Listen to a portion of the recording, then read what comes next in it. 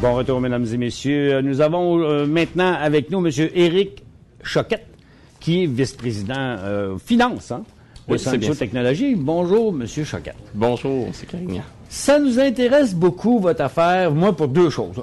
Parce que on trouve des compagnies comme ça, on aime ça trouver des compagnies qui ont peut-être eu un peu de misère avec leurs actions, mais que les compagnies sont encore bien vivantes puis qui ont des beaux gros projets en avant d'eux autres. Absolument. Je voudrais commencer par ce vidéo qu'on a sur YouTube, que je vais faire jouer avec pas de volume, là, pour que les gens puissent voir. Moi, personnellement, qui fait du produit, du vidéo sur Internet, je regarde ça, puis sincèrement, là, je trouve ça assez hallucinant, là. C'est sûr que j'ai pas de petites lunettes pour voir en 3D, puis ça sort pas de l'écran comme peut venir me toucher au bout du nez, cette image-là, mais elle semble vraiment nette, là, OK? C'est une belle image. On dirait qu'on peut y toucher. Puis moi, je dis, ça doit donc bien prendre de la bande passante, ça, pour faire passer un tape comme ça. Pourtant, non, ça joue sur YouTube. Effectivement. Est-ce que c'est ça, votre technologie? En fait, ça, c'est une version 2D. C'était un clip promotionnel, effectivement, pour un événement qui avait lieu en France. On a fait les finales de la NBA. On les a diffusées en direct en 3D dans les salles de cinéma là-bas, suivant une entente qu'on avait avec la NBA. Par contre, votre allusion à la bande passante, c'est dans un contexte 3D, effectivement, c'est là que notre technologie prend tout son sens. Le 3D, effectivement, c'est deux images, une pour l'œil gauche, une pour l'œil droit. C'est ça. Puis quand vous essayez de passer ça sur l'infrastructure actuellement en place, l'infrastructure 2D, vous n'y arriverez pas. En fait, vous allez doubler la bande passante nécessaire. Ouais. Ce que nous, on a fait, c'est un système de compression-décompression. C'est-à-dire qu'on prend les deux images, on les compresse pour faire un seul signal qu'on va pouvoir transporter sans bande passante additionnelle sur l'infrastructure 2D actuellement en place. Donc, il faut le réduire comme de moitié en le compressant, qui fait à peu près la même grosseur, puis rendu là-bas, c'est une fleur qui roule. Exactement. On dit que c'est une belle image. Je vais réutiliser ça. Ouais, je suis pas cher, je charge pas cher, moi, pour le marketing. Ce qui est important de savoir, par exemple, c'est que la majorité des systèmes de compression, des compressions comme ça, c'est lourd. C'est surtout qu'au moment de la décompression, vous allez devoir faire des sacrifices sur la qualité de l'image.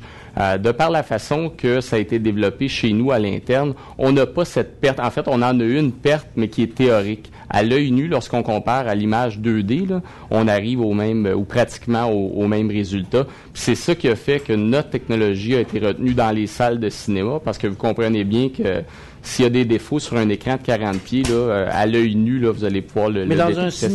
Mais dans une salle de cinéma, le problème se prête pas, parce que là, ils n'ont pas de problème de bande passante, ils ont des grosses roulettes, puis ils peuvent nous en... vous avez raison dans un contexte où vous n'êtes pas live. Mais si vous faites l'événement en direct, là, à ce moment-là, vous êtes pris dans la même dynamique là, que n'importe quel, que ce soit le téléviseur ou l'ordinateur. On en sait quelque chose. Nous, on voudrait diffuser avec plus de qualité, mais ceux qui ont des accès pas assez rapides ne pourraient pas écouter l'émission. Effectivement. Ou ça couperait. C'est pour ça que dans les salles de cinéma, vous avez raison que pour un film, ça ne soit pas de valeur ajoutée. On n'a rien à voir dans ça. Par contre, si vous parlez d'un événement live, là, on en a fait une 50aine jusqu'à maintenant, là, que ce soit le basketball, justement, que vous montriez. On a fait aussi 2 parties des étoiles avec eux, BCS Ball, la Coupe du monde de soccer, qui est notre claim of fame jusqu'à maintenant. Ça, par exemple, là, toute la technicalité au niveau de la bande passante qui est nécessaire, là, ça rentrait directement en ligne de compte, puis c'est ça qu'on est arrivé à solutionner. Mais quand c'est live, il faut que les gens l'écoutent d'où, toujours d'une salle de cinéma? Vous ne pouvez pas envoyer ça live dans un écran d'ordinateur ou une TV. On commence à le voir. Il y a des initiatives qui sont faites, par exemple, aux États-Unis, vous avez ESPN 3D. Donc là, il commence à y avoir du contenu qui est envoyé, c'est des chaînes spécialisées. Ceux qui essaient de fournir du contenu pour les TV 3D qui vendent. Exactement. Qui sont poches, à mon avis. Moi, j'ai été au magasin, j'ai mis ça, les lunettes sur les démos qu'il y a là, puis j'enlevais les lunettes, mettais les lunettes comme ça, puis j'avais de la misère à voir la différence. Moi, je suis content que vous abordiez ça parce que on a prédit, nous autres, il y a déjà 1 an, puis à ce moment-là, il y avait beaucoup de monde qui se disait pourquoi qui nous parle, qui s'adresse à nous de cette façon-là. On disait aux investisseurs, écoutez, il va y avoir une période d'adaptation, un chasme qu'on appelle, au travers duquel on va devoir traverser parce que l'offre n'est pas bien packagée actuellement, à notre avis. Là. La problématique, c'est que vous achetez une télé, vous avez des lunettes actives qu'on appelle donc des shutter glasses. Puis un fil avec. Non, on en a plusieurs qui sont sans. En fait, la majorité, à mon avis, seront sans fil. Quand vous allez dans les magasins, la raison pour laquelle vous avez un fil, faut pas se faire voler. C'est ça, c'est 150 pièces la paire de lunettes. Donc, il y a une raison économique en arrière de ça. Par contre, lorsque là, on commence à avoir des téléviseurs de Vizio, entre autres, avec qui on a signé une entente, LG également, arrive avec des téléviseurs qui vont fonctionner avec des lunettes passives. Les lunettes passives, c'est exactement les mêmes lunettes que vous retrouvez en salle de cinéma actuellement. Donc là, vous venez... Des petits cheapos en plastique. Là. En plastique, ouais, puis on peut penser là, que ça va se raffiner un petit peu plus, qu'au clé va rentrer dans ça à un moment donné. Là. Mais pour le moment, vous avez raison, là, c'est un modèle assez de base. Donc ça, c'est une première problématique. Mais sans ça, ça marche pas. Ça va toujours prendre ça quelque part, même si vous arrivez dans une télévision. Vous voulez dire, est-ce qu'on va avoir des lunettes? Éventuellement, je pense qu'on va éliminer les lunettes, là, mais à mon avis, là, mais là, je pense ça deviendrait des hologrammes. 7 à 10 ans. Non, c'est que ça va être, vous allez avoir, en fait, c'est un nombre de vues, là, si je rentre. Je ne vais pas rentrer trop technique non plus, mais c'est un nombre de vues, puis ça va dépendre de l'endroit où vous êtes situé par rapport à la télévision. Okay. Si vous êtes dans le bon angle, vous allez voir les effets 3D dont vous parliez, donc la main qui vient vous toucher le bout du nez. Okay. Mais évidemment, plus vous avez de vues, plus vous augmentez le coût de la technologie, puis moins c'est accessible pour le consommateur. Donc c'est un juste équilibre dans tout ça qu'il va falloir trouver. Fait que moi, d'après moi, les lunettes, les gens vont s'y faire. Je regarde des succès dans les salles de cinéma. Je veux dire, le box-office est encore excellent. Je sais que récemment, il y a eu des petites discussions au fait que le box-office était peut-être un petit peu moins important. Je pense que ça va aller avec la qualité des films. Puis ça, c'est tous des ajustements qui sont normaux dans un cycle de vie. Il faut pas oublier que le 3D, on en parle beaucoup, mais ça commence, là. C'est un petit bébé encore, là. Remarquez que ça fait longtemps que ça existe, là, parce que ça fait des années. J'ai vu Transformer, je sais plus si c'est pas Transformer, mais c'était... Probablement Spy Kids. Au début avec des Arnold années 80. Schwarzenegger, était whatever. Ça fait des années que ça existe, là. Oui, à deux caméras. À filmer avec 2 caméras, puis avec les lunettes rouges et bleues, là. Les fameux, ce qu'on appelle de l'anaglyphique, là. Là, maintenant, les technologies se sont raffinées, puis rendent ça plus confortable. Parce qu'une des problématiques que vous aviez au tout début, ça occasionnait des maux de tête, c'était pas évident. Puis effectivement, c'était un peu de la magie. Les gens filmaient, puis il y avait quelques experts qui faisaient du 3D, alors que c'est pas sorcier, là. C'est des modèles mathématiques qui existent, qui peuvent vous permettre de bien filmer une image, puis d'avoir les effets de profondeur qui sont nécessaires. Bon, le temps s'écoule vite, puis je voudrais qu'on en vienne au fait pour l'investisseur. Parce que, SEO, je vais revenir avec votre compagnie, là.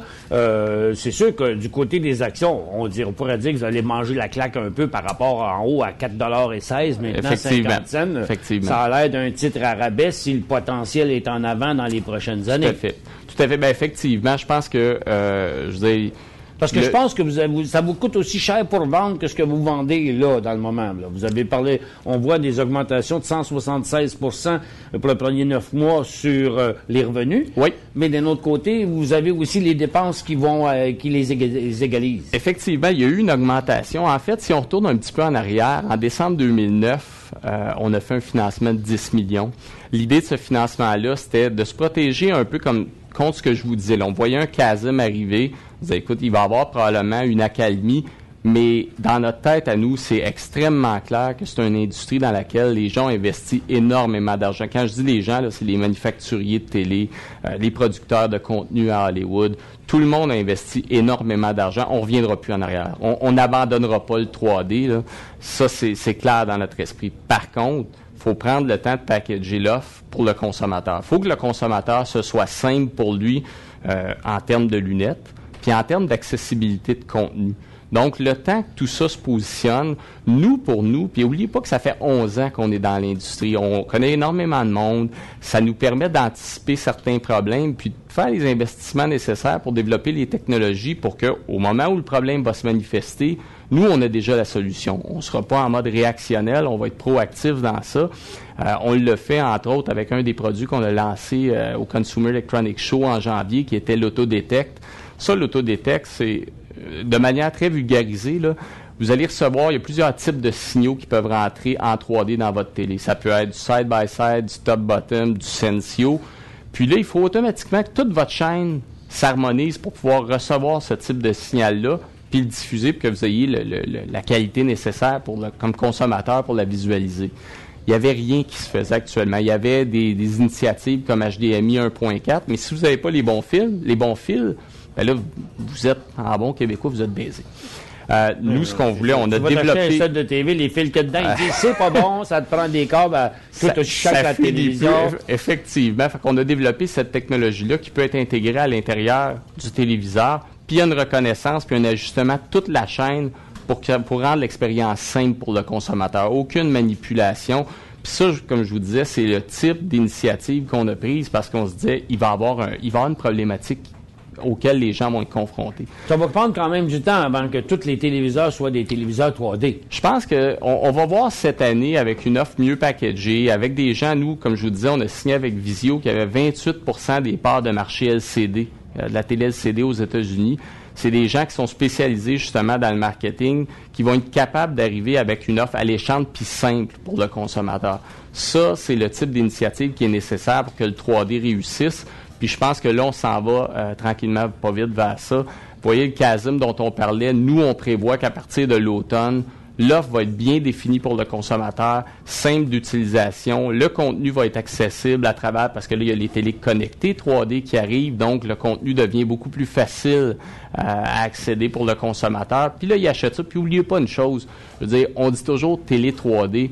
À la base, c'est un feature additionnel parce que les gens vont acheter une télé 2D avec une possibilité d'avoir du contenu 3D. À partir du moment où le range de prix va se retrouver à peu près pour une télé avec un feature 3D, à peu près un différentiel minimal. Les prix, ça ne m'inquiète pas trop parce que ça finit toujours par descendre. Moi, j'ai acheté mon cinéma maison il y a à peu près 3 ans, puis ça à peu près 8 000 $. Tu peux avoir la même chose pour 2 000 aujourd'hui, là. Effectivement. Ça, c'est clair. Puis bien plus beau que le mien, bien moins pesant, puis tout ça. Mais plus terre à terre que ça, on sait que, bon, vous avez eu des bons revenus, mais vous avez aussi des grosses dépenses, puis vous devez continuer à faire de la recherche et développement.